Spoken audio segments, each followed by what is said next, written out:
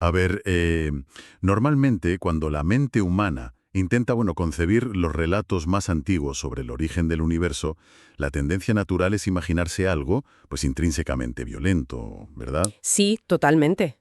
O sea, se piensa en una gran explosión abrasadora, o en un caos primordial ahí indomable, o tal vez en una guerra sangrienta. Ensordecedora y brutal, claro. Exacto, una guerra entre dioses monstruosos que se están disputando el control de todo el cosmos.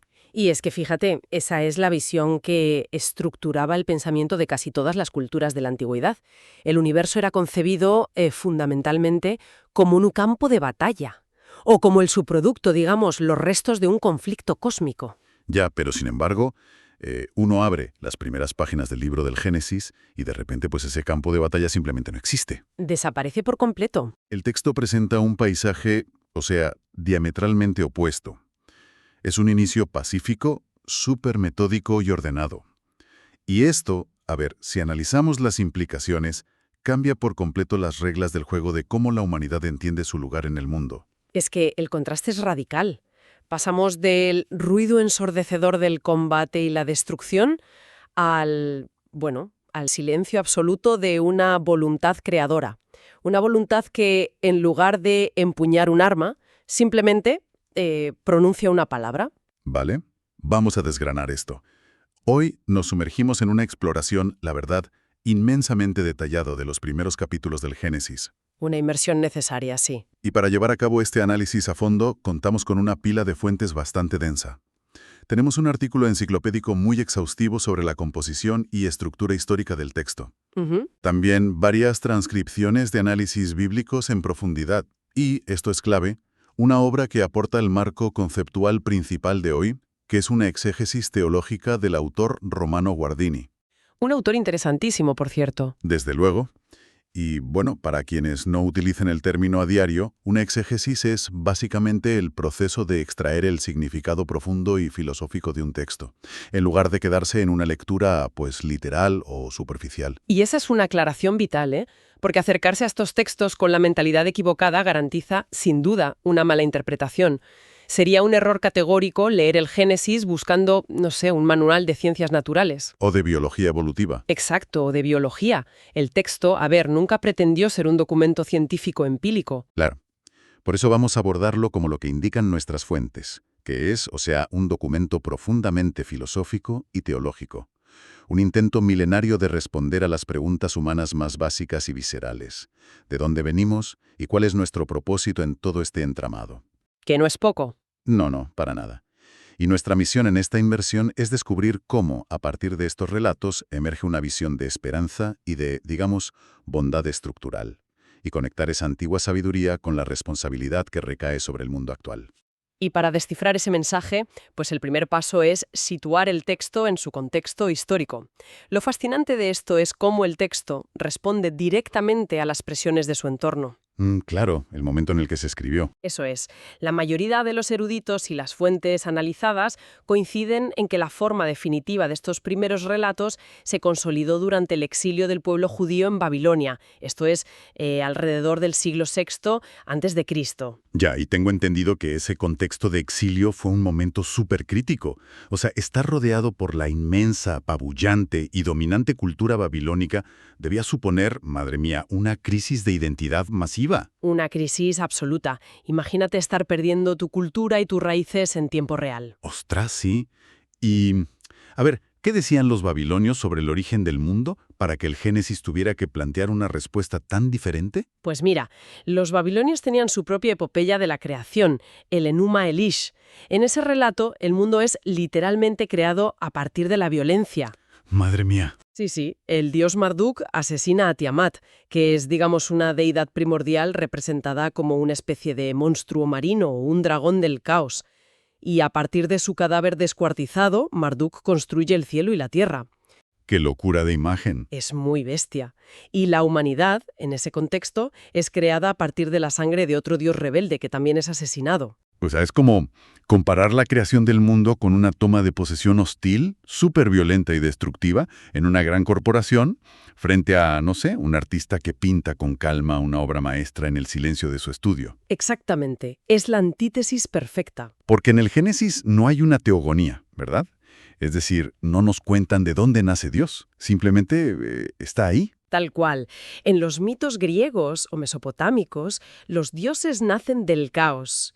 El caos es previo a lo divino. El Génesis invierte esto por completo, con un monoteísmo radical. Dice, en el principio creó Dios. Ya. Dios es increado y preexistente, y crea mediante la palabra. Sobre un caos inicial que, según subraya Guardiani en su análisis de una forma brillante, no es un monstruo maligno al que haya que derrotar con espadas. Claro, no hay dragones que descuartizar. Para nada. El caos del Génesis es simplemente materia informe. Ese es el lienzo en blanco que decías antes, esperando recibir forma y revelar su potencial. Y fíjate, ese detalle del lienzo en blanco cambia todo el tono psicológico de la narrativa. Porque al final de cada etapa de esa creación, Dios se detiene, observa la obra y declara que es buena. Una evaluación constante. Sí, y cuando culmina con el ser humano, la eleva a muy buena. O sea, Guardini parece hacer muchísimo hincapié en que esta declaración elimina el mal como un componente estructural del universo, ¿no? Sí, Guardini es tajante en este punto.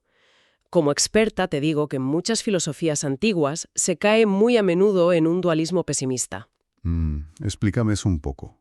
Pues la idea de que la materia, el cuerpo o el mundo físico son intrínsecamente malos, como una especie de prisión temporal para el espíritu. El Génesis, sin embargo, destruye esa noción de raíz. O sea, le revalora lo físico. Absolutamente.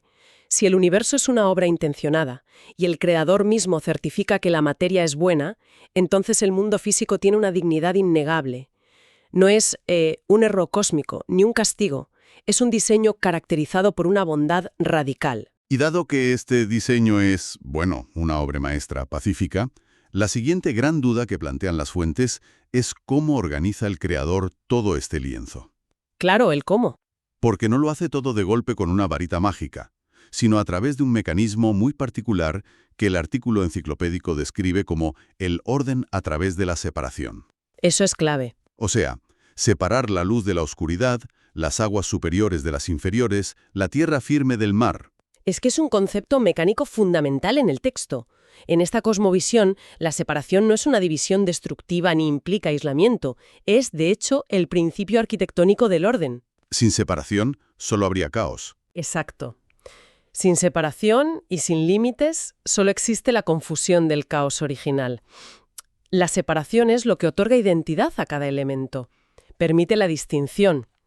Y, a ver, es esa distinción la que hace posible la relación y, en última instancia, pues la vida misma. Me gusta mucho cómo lo plantean. Sí, mira, si pensamos en una sinfonía, si todos los instrumentos tocan todas las notas a la vez, el resultado es simplemente ruido blanco. Un dolor de cabeza, vamos. Total.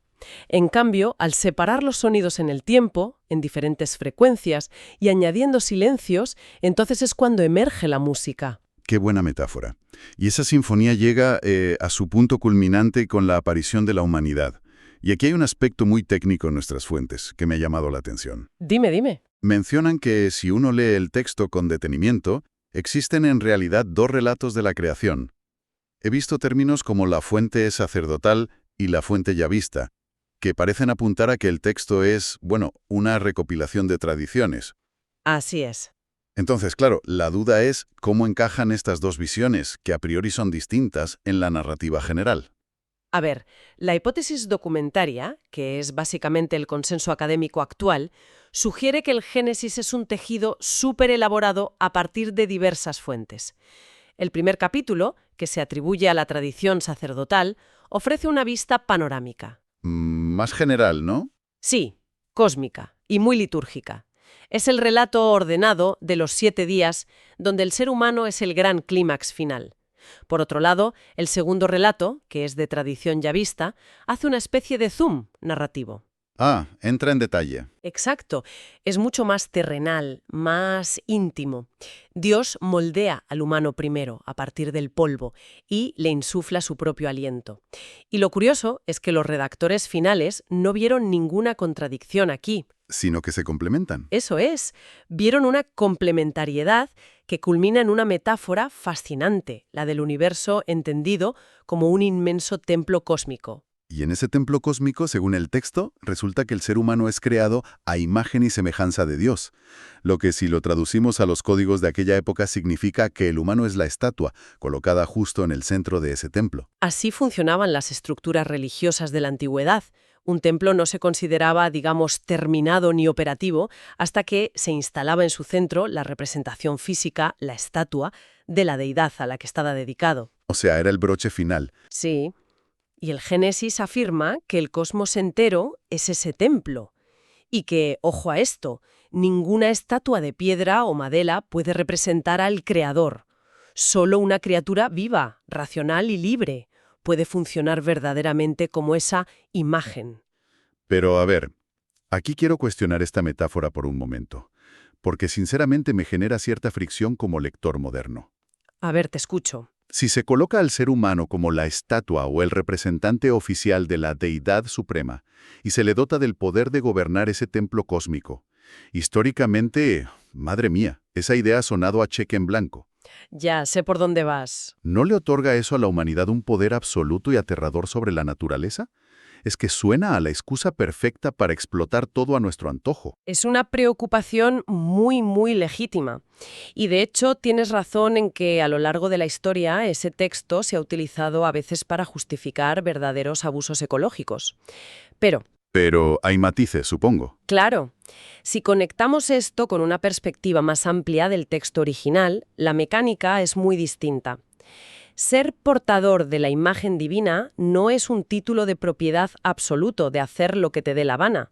Es una delegación de soberanía. Vale, ¿cómo funcionaba eso entonces? Pues mira, en el antiguo Oriente Próximo, los reyes erigían estatuas suyas en los territorios lejanos que iban conquistando, para comunicar un mensaje claro. Yo soy el soberano aquí, y esta estatua me representa. O sea, actúan en nombre de otro. Tienen que rendir cuentas. Exactamente.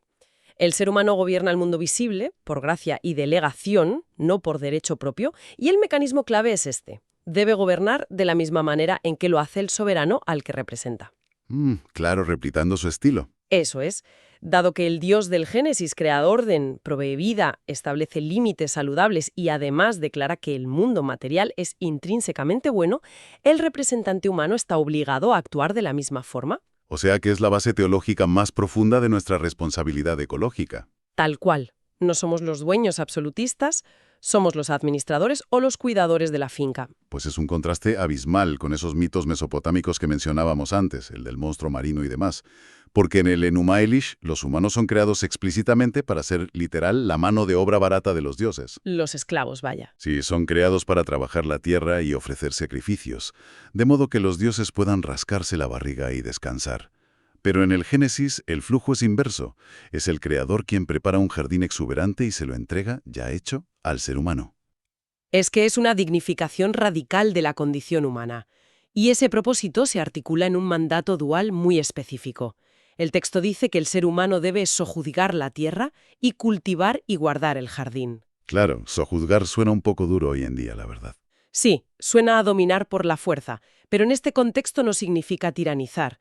Significa liderar la creación informe hacia su máximo potencial. Cultivar requiere un esfuerzo creativo y guardar implica inevitablemente protección. El liderazgo se define aquí como servicio. Y aquí es donde la cosa se pone realmente interesante. Porque, a pesar de todo este enfoque en el trabajo, el liderazgo y la administración del mundo, resulta que el clímax del primer relato de la creación no es el ser humano. No, no lo es. La gran obra no termina con nosotros, termina con el séptimo día, el día de reposo, el sábat. Y el concepto del sábat es, fíjate, posiblemente una de las innovaciones más revolucionarias de todo el texto.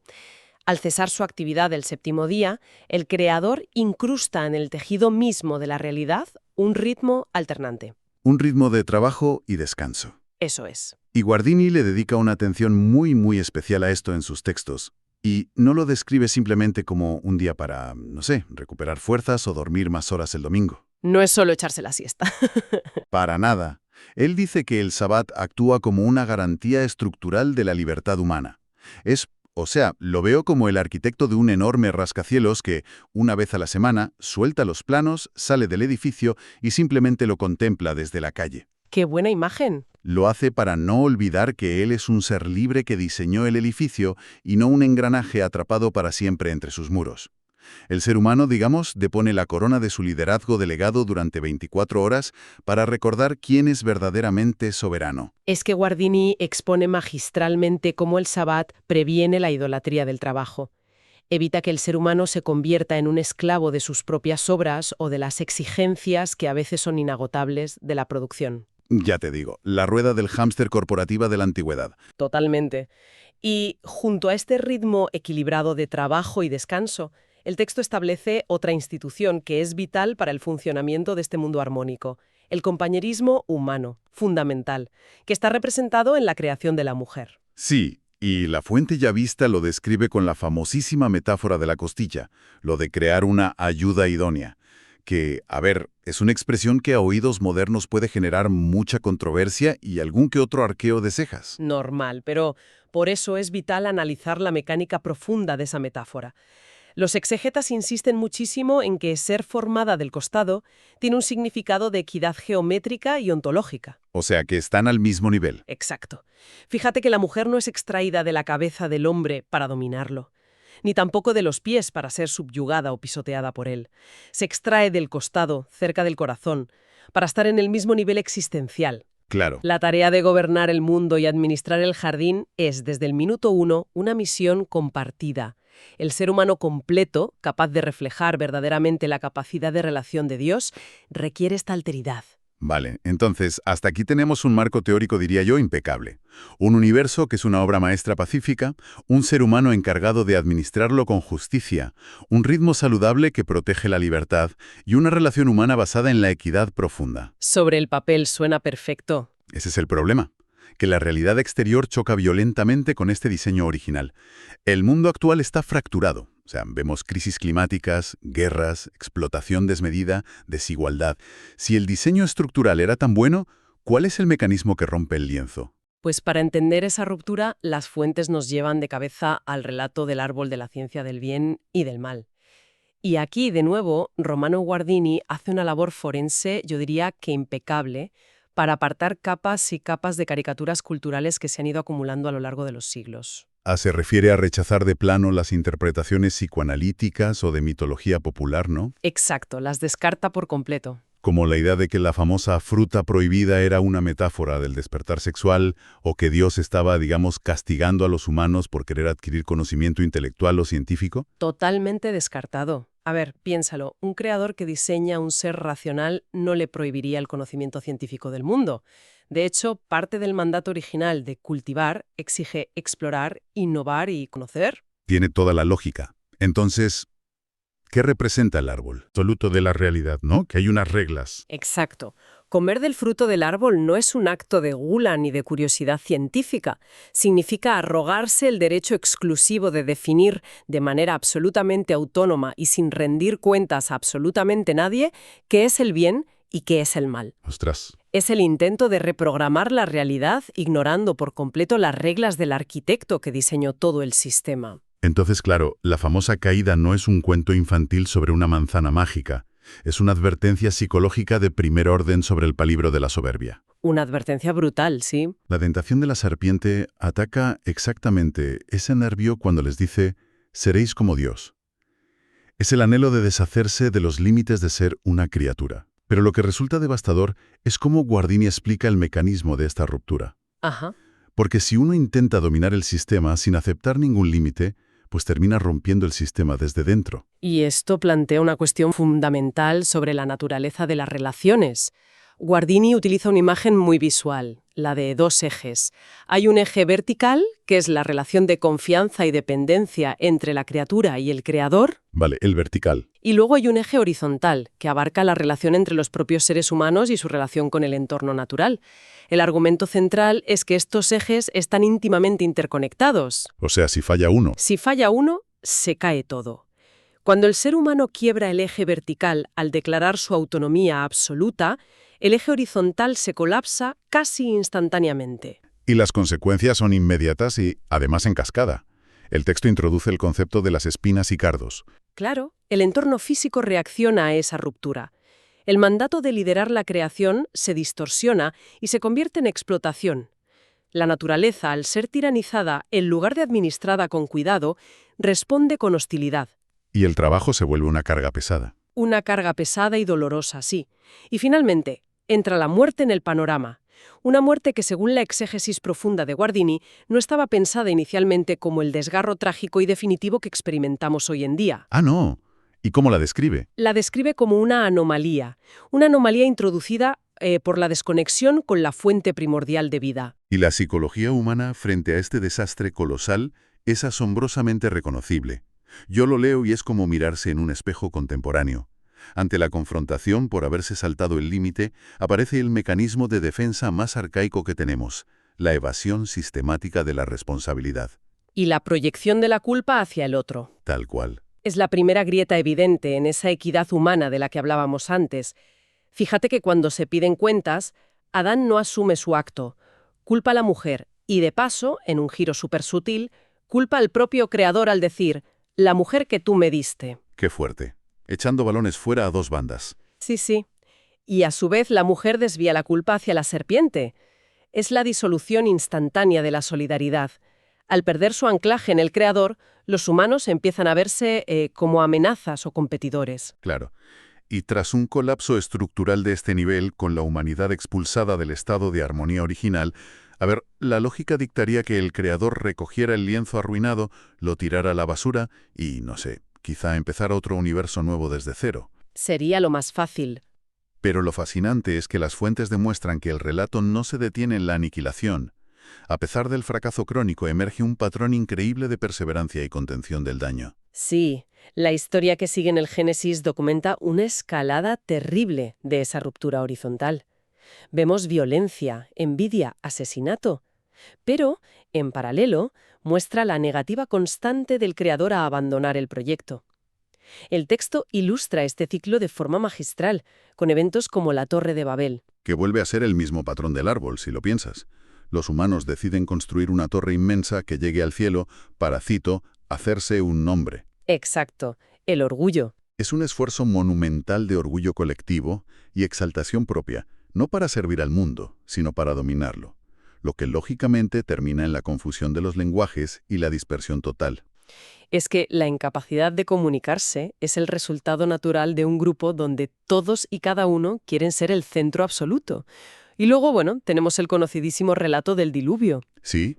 De nuevo, la comparación con el entorno cultural de la época, como la epopeya de Gilgamesh, revela matices súper profundos. ¿Qué pasaba en Gilgamesh? Pues en esos mitos antiguos, los dioses deciden inundar la tierra porque resulta que los humanos se han reproducido demasiado, hacen muchísimo ruido y no dejan dormir a las deidades.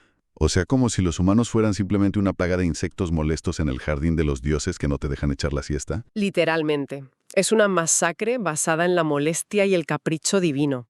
En el Génesis, por el contrario, el diluvio se presenta como una respuesta impregnada de un profundo dolor moral divino. Cambia todo el tono. Totalmente.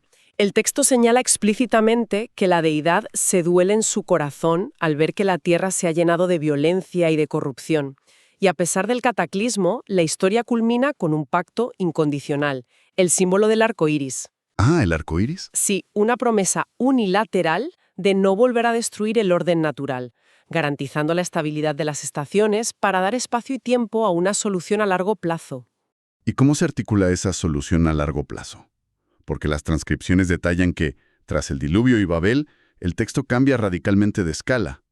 O sea, deja de hablar de eventos cósmicos y cataclismos globales y se enfoca en una familia muy específica en Oriente Medio. El enfoque se vuelve microscópico. Sí, comienza con Abraham y sigue con Isaac, Jacob y José. Y ese cambio de escala refleja el método elegido para la redención. El restablecimiento del orden no se impone mediante, no sé, un borrado mágico de la memoria humana o una reprogramación forzada de la libertad. Que violaría el diseño original, claro. Exacto. Se inicia un plan asombrosamente lento, generacional y sobre todo colaborativo. A través de los patriarcas, el creador empieza a forjar una comunidad que aprenda, casi mediante ensayo y error, a confiar de nuevo, a restaurar ese eje vertical para eventualmente poder sanar el eje horizontal de sus relaciones y su entorno. Entonces, ¿qué significa todo esto al final? Si integramos la exégesis de Guardini y el análisis de todas estas antiguas fuentes, la conclusión filosófica, para mí, es poderosísima. Sin duda. El veredicto no es que el mundo material sea un lugar irremediablemente corrupto o descartable o sin esperanza. La esencia fundamental del ser humano y del entorno físico sigue siendo muy buena, tal como se codificó en el origen. El mal, por muy destructivo, ruidoso y estructural que nos parezca hoy en día, es en realidad un parásito. Me gusta esa palabra. Es una distorsión de un material que originalmente era y sigue siendo en el fondo excelente. Es que reconocer que el mal es una distorsión y no la esencia es lo que hace que la esperanza sea racionalmente posible. Y lo más impactante del enfoque del Génesis es que la recuperación de esa bondad estructural requiere colaboración sí o sí. No lo va a arreglar Dios solo con un chasquido de dedos. No. La narrativa insiste en que Dios elige trabajar con una humanidad defectuosa. Sigue invitando a las personas a asumir su rol como co-creadores. El mandato original de administrar la creación y fomentar la vida nunca, jamás fue revocado, a pesar de la fractura. Es decir, la humanidad sigue siendo responsable de ejercer un liderazgo basado en el servicio. La tarea actual implicaría entonces redescubrir esa bondad originaria, tanto en nuestra propia naturaleza humana como en el mundo que habitamos. Y trabajar para desmantelar las distorsiones. Claro, esas distorsiones que nosotros mismos hemos introducido al intentar operar al margen de los límites del diseño. Exactamente. Es asumir el peso de la responsabilidad contemporánea con la certeza de que el tejido subyacente del universo está a favor de la vida y el orden, no en contra.